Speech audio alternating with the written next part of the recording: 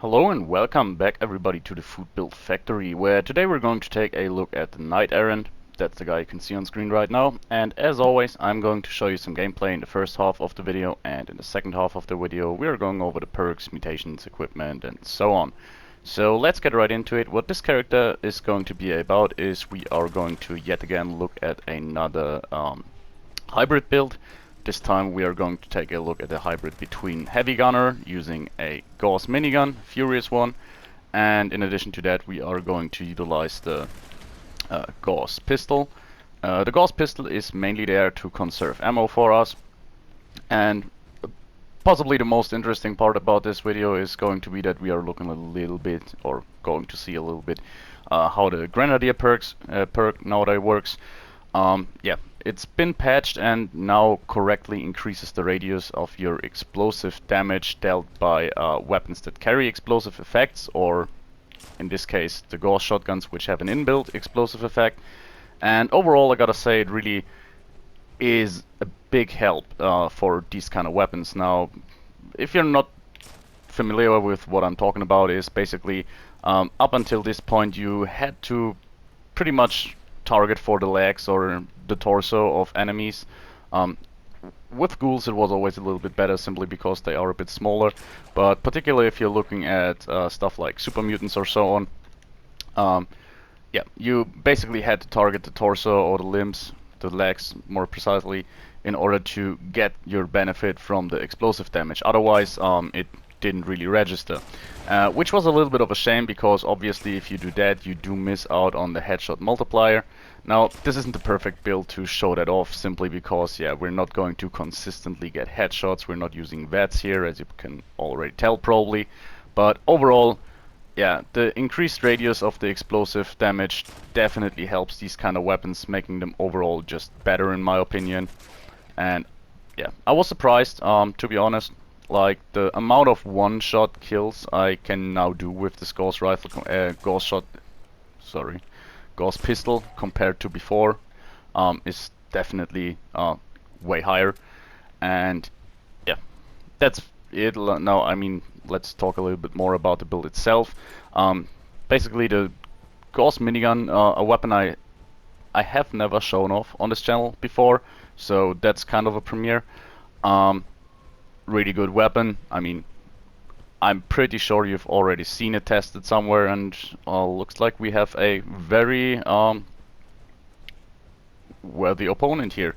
Level 100, legendary sheep squatch, that's nothing to cough at. And yeah, let's see. Now, we're doing some good amount of damage. This is a very tanky enemy. Maybe a level 100 Mile Queen, a legendary version of it, would pose a bigger threat, but in and of itself, this is one of the toughest enemies that you can probably face, unless you're talking about boss fights like Earl or something like that. I mean, a Colossus, standard Colossus, could be a bit more of a challenge, but other than that, yeah, I think we're doing well here. Now, not breaking any speed record. Comparing it with, for example, a stealth commando, we would probably drop this guy a little bit further, faster, but I think we didn't have any problem here. And let's just spray them a little bit. This guy somehow survived. And there's another one. I think it's time to yet again bring out the Gauss-Pistol. And was pretty sure the first shot should have been a hit, but anyways. By the way, since we already dealt with a tougher target in form of the sheep squatch, I guess we can leave out the Scorch Beast on the situation. You can probably tell how that would be going. Most likely a little bit faster than the sheep squatch. Not even most likely, like 100% sure it would go faster, at least if it lands. But yeah, I really like this build. This is something I just started when Minerva had the plans for the Gauss-Minigun, so that's quite a few weeks back, but at that point it was already clear that Grenadier will get this kind of buff or fix in the near future. So even though the build was finished for quite a while now, I decided to leave it off the table until the Grenadier perk is overhauled. Let's just say overhauled. gotta say, really have a good time with legendaries. Thing is though, I'm pretty sure I want... oh, okay, easy. Oh. Oh guys, I think that weapon, possibly we will see that again. That could be very interesting. I definitely am not done with Vet's melee builds. I really just, I need my time in order to get them right. First one was already a lot of fun, but yeah, I learned a lot through that, and yeah, this weapon is a hot contender to be seen again on the channel. Back to the build we were playing as, yeah, the Gauss-Minigun. One of the weapons I was really jealous I never really got to test out, and I gotta say, we're really lucky when it comes to legendaries here. I think there's not a single video here on the channel where on this route we had 3 different legendaries, at least not so far in the video, like crazy. Yeah, I'm getting distracted all the time. Yeah, the Gauss-Minigun, one of the weapons I was really interested in when Wastelanders dropped, but yeah, I talked about it earlier in an earlier video, but yeah, I really couldn't stand the reputation grind. It's one of the worst grinds in the game in my opinion, and therefore I never really got my hands on it up until now. And I gotta say, yeah, it would have probably been worth it to grind out the reputation, especially if you could use some kind of a glitch. I think with the raiders there's still one active or something like that. Probably outdated, but yeah, anyways. Very nice weapon, good damage output. I really love how it's feeling if you're playing with it, from the sound design to the visual design. Very cool weapon. I currently have no modification whatsoever for it, just a bare standard minigun, and it already performs very well. I made a little research, looking through comments of guys and watching various showcases of the weapon. And from all I can tell, I'm pretty sure I would actually, even if I have the option, stick with the standard barrel. Now there's an accelerated version, there's a tri-barrel, which is probably the one I would be most interested in, and there's a Tesla barrel as far as I can recall. The Tesla barrel adds a little bit of damage, which would probably be interesting, but overall I can't say I'm missing anything on this weapon. Now the blatant downside to this weapon, very obvious one, is its ammo consumption. Like 2mm electromagnetic cartridges aren't exactly growing on trees.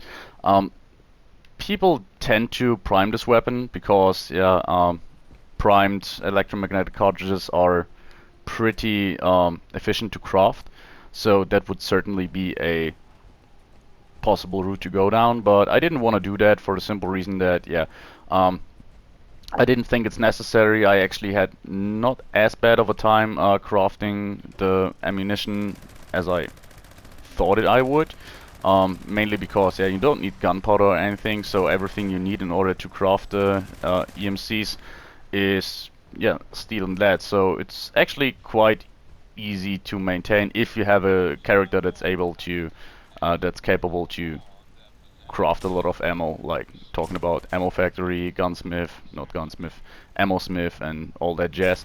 So yeah, I found it easy, and in addition to that I implemented this here Gauss rifle, Gauss pistol, did it again there, which is a very ammo efficient weapon, and I didn't even need a lot of investment into the weapon, so it works very well against every enemy up until maybe glowing ghouls. Super mutants you will not consistently one-shot, you will need 2 to 3 shots, so for those kind of enemies, as you already saw, I do use my minigun, but that's not a problem because after all we do want to use both weapons. And I think the overall build in terms of aesthetics and everything turned out very well. Probably my favorite Brotherhood character I made so far in Fallout 76. Really brings home the feeling, like using very high-tech weaponry in addition to power armor. So yeah, not a lot to be left desired in my opinion. In addition to that, we do have a jetpack just for fun, to be honest. Like, no real need for it, but yeah, you can do stuff like that. obviously, if you wanna make the most out of your jetpack, there's other builds you can follow. The AC 130, which was a very prominent PvP build as far as I can recall, which is basically using Nuka-Cola Quantum on Mars in order to basically fly as much as you want. So that could definitely be something to look into, but on this occasion we're just using this jetpack for stuff like that, which you saw like a few seconds ago.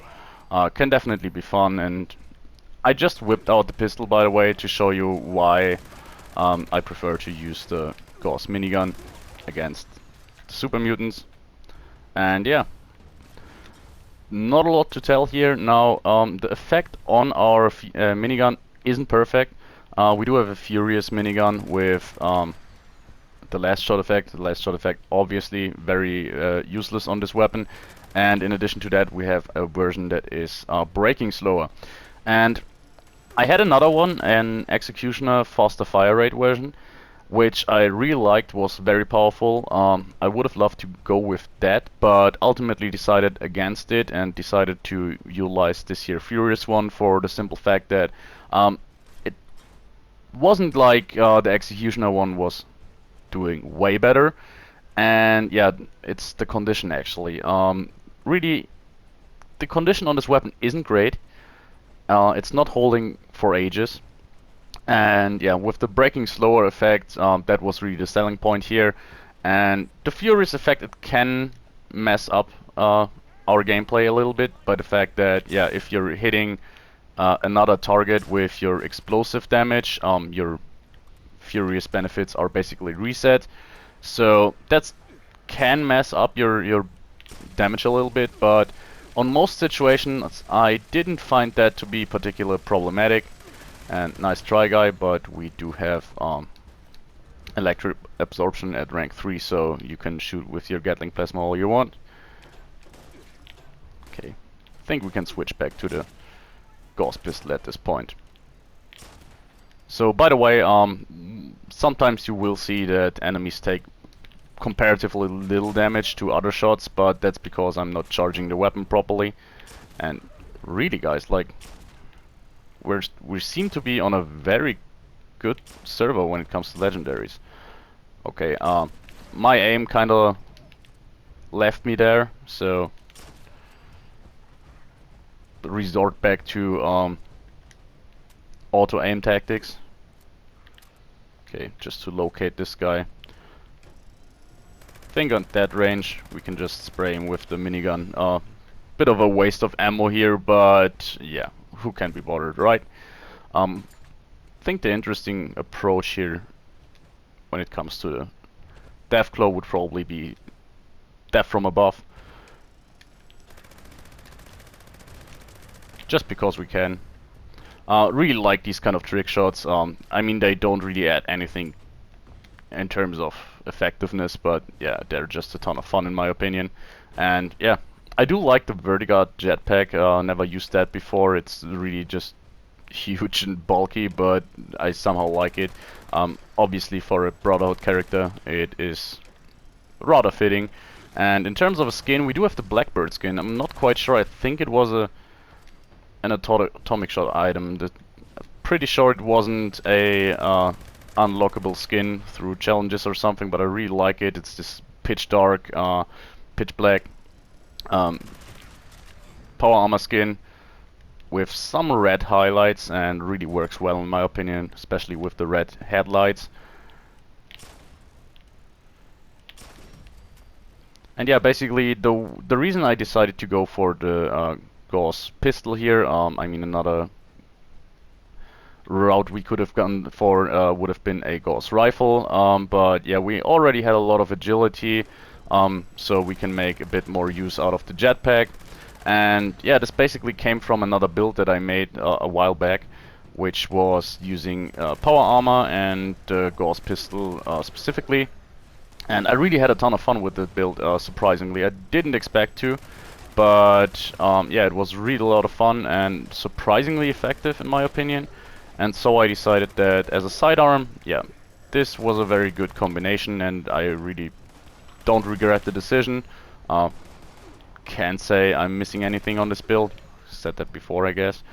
And we have one left over. Let's just take another look at the Gauss-Pistol here. Feel like that first one should have been a headshot, but yeah. Basically, the main reason to use the Gauss-Pistol is to conserve ammo. That's basically it, and I think we're done. I'm seeing a red spot on my compass, but that's just the turret here, which would not have interrupted us. So here you saw that, yeah, reticles are not sure if they're called reticles, are not perfectly aligned, but I think that's not too much of a problem. Anyways, this was about the gameplay part of the video. I think, yeah, there's not a lot to be desired here. We did relatively well. Just see another enemy there. The range on this thing and its accuracy is actually quite impressive. Like, you can really use this for pretty wide ranges, especially if you're going against a bit bigger targets like these here super mutants. Not sure where these guys all come from. Not the first time though, so shouldn't be surprised at this point. And yeah, in addition to that, you do have relatively high intelligence, so that can be a lot of fun. Now, it gets a little bit crazy, but this 3-star here, we're not going to leave alone. Let's just let him regenerate, or not. So if we're going for headshots, we could probably outdamage him. I think I saw that for a second here, but where's he gone? Okay, there he is. Overeater's metal leg. Well, this... Oh, with strength, yeah, that's useful. You'll see that piece again. What a good video. Wow. Really happy. Anyways, this was it, as I said, and now we're going to take a look at the mutations first. So we do have Adrenal Reaction, Bird Bones, Carnivore, Eagle Eyes, Marsupial, and Speed Demon. Right off the bat, Eagle Eyes, absolutely unnecessary. It's even a pretty hefty debuff to us, but it's a leftover from another build. We don't need Perception in any capacity, and we never deal a single crit, so the extra crit damage is lost here. I decided to not bother removing it because the extra strength we're losing here is just carry weight. We're not using strength in any way to make damage out of it. So therefore, yeah, while the debuff is very unnecessary, yeah, it's not altering our gameplay too much.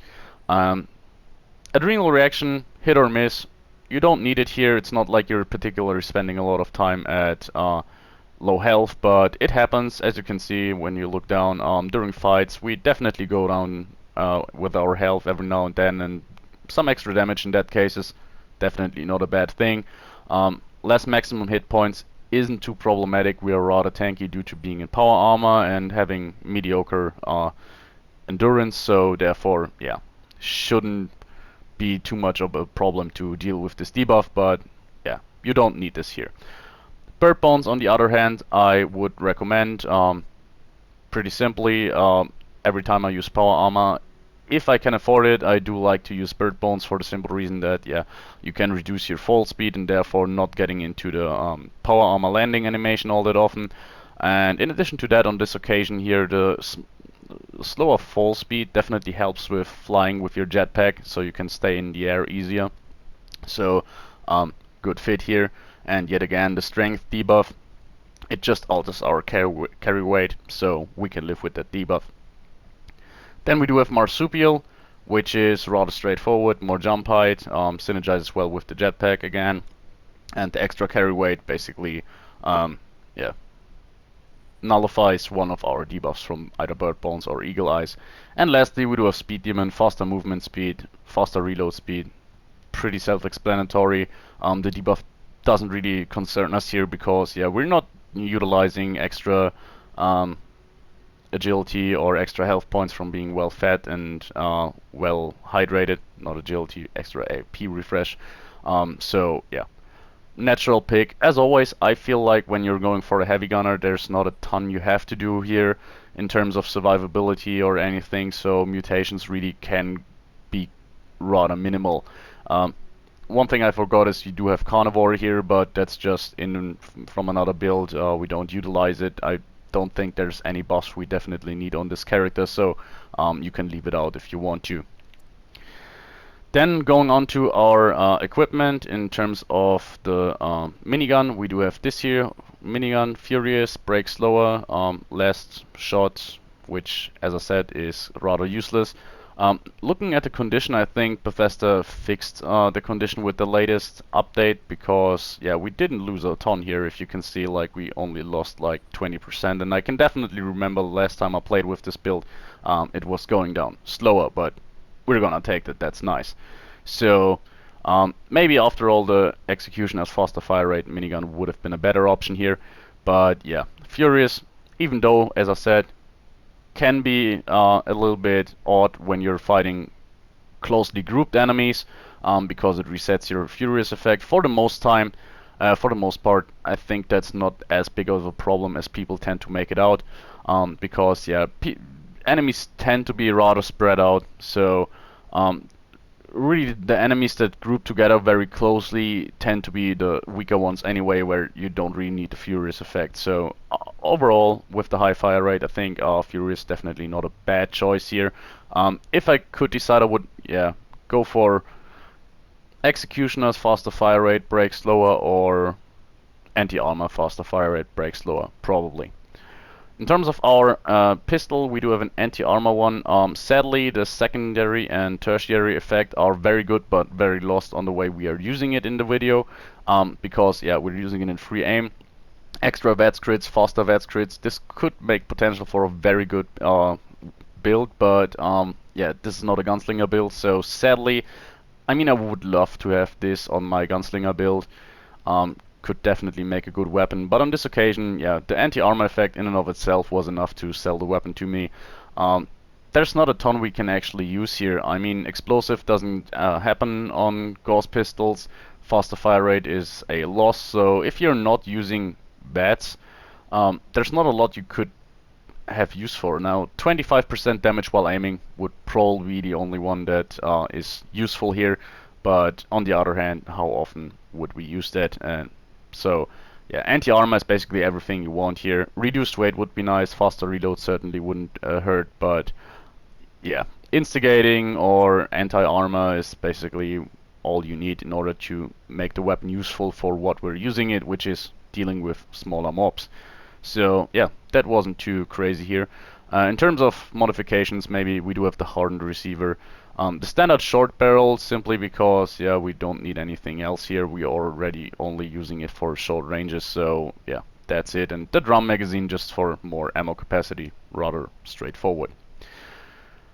In terms of armor, it's also pretty straightforward here, because we are actually not using legendary power armor.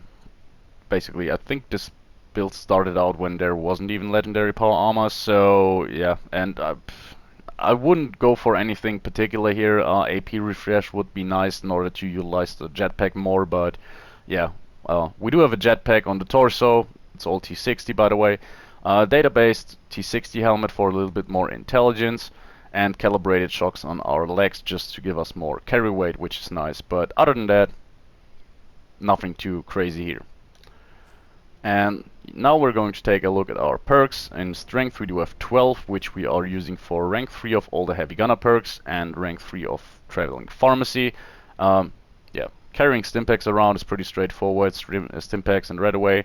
And the heavy gunner perks, I mean, you could go for something like lock and loaded to reload your weapon faster or anything, but it's not terribly necessary. Like, the reload is already rather fast, you do have a high ammo capacity, so it happens rather rarely during fights that you run out of ammo anyways. So overall, I would say maxing out the damage perks for the heavy gunner weapons is enough in order to make this thing useful already. Then I talked a lot about it in the beginning of the video. Here we do have our grenadier perk, which makes it 2 perception, and that's all we need here. If you have the points, maybe due to legendary perks or something, what could definitely help is tank killer, in order to make your pistol a little bit better. But on the off chance, on the other side, sorry, I think for what we are using, it performed rather well. I would probably even go for further ranks of gunslinger and not use action boy. rather than using increasing perception to use tank killer. But anyways, I think the build is fine how it is at the moment. And endurance, we do have rank 7, rank 3 of fireproof and life giver. Fireproof very important here because we don't want to hurt ourselves with our explosive part of our weapons, which every Gauss weapon carries nowadays. And life giver, well, just giving us a little bit of extra hit points, basically offsetting the negative from adrenal reaction. So simple as that. In endurance, it's most of the times there's nothing particular you need. I just see how my build turns out and then try to put points I don't need elsewhere into endurance just to give me a little bit more survivability. In combination with the power armor, as I said during the video, we're doing fine here. In terms of charisma, we just ran for rank 3 of tenderizer, which works very nice with our furious minigun, giving us 10% multiplicative damage, which is very nice. And yeah, nothing else we need. Now, if you could work it in, Lone Wanderer, always a good decision if you're obviously going for a solo build. But on the other hand, as I said, we're tanky enough, and AP refresh is only useful for our jetpack, so therefore nothing terribly necessary here. Tenderizer definitely the best decision in my opinion. Then we come to intelligence, which is rather high, something I often do when I'm in power armor. I use power user, stabilize, demo expert, and batteries included. So batteries included in power user pretty easily. I want to carry a few fusion cores, and then they are very heavy when you're not using batteries included. And in addition to that, yeah, our main ammo, the electromagnetic cartridges, are energy ammo as far as the perks are concerned, and therefore, yeah, without batteries included, you will probably have carry weight problems. Power user is there because, yeah, the jetpack, using the jetpack drains your fusion cores very fast, and power user makes it so you can definitely worry less about that. Then stabilized, one of the most important perks here probably, simply because it makes our furious minigun, Gauss-Minigun, so much more precise, and more importantly, ignoring armor. 45% armor penetration is nothing to cough at. That's a huge damage buff. So therefore, yeah, stabilized was a very natural pick since we are in power armor all of the time. And lastly, we do have demo expert, meaning that, yeah, in addition to our weapons, we could also carry something like a missile launcher, or just throw some grenades every now and then, but mainly it's here to buff the damage on our Gauss-Pistol and Gauss-Minigun, which, I mean, that could be something you didn't know, but I guess it's pretty common knowledge at this point. It's not boosting 60% of your overall damage, but the 25% damage that your, or 20% damage that your explosive part of the weapon deals will be buffed by a further 60%. So overall, what is it, like 10% more damage or so? A lot of perk investment for relatively little outcome, but on the other hand, I think it doesn't hurt either. And then we go on to agility, which is rather high. We do have action boy, just because it doesn't hurt, basically. Then we do have rank 1 of all the gunslinger perks, and this is pretty much every investment we have in our Gauss-Pistol. So I think the Gauss-Pistol managed to do one thing very well, which is you don't have to invest a lot in order to use it. And yeah, then we do have adrenaline and dodgy here. Adrenaline, rather straightforward pick, works for both of our weapons, both the Gauss-Pistol and the Gauss-Minigun.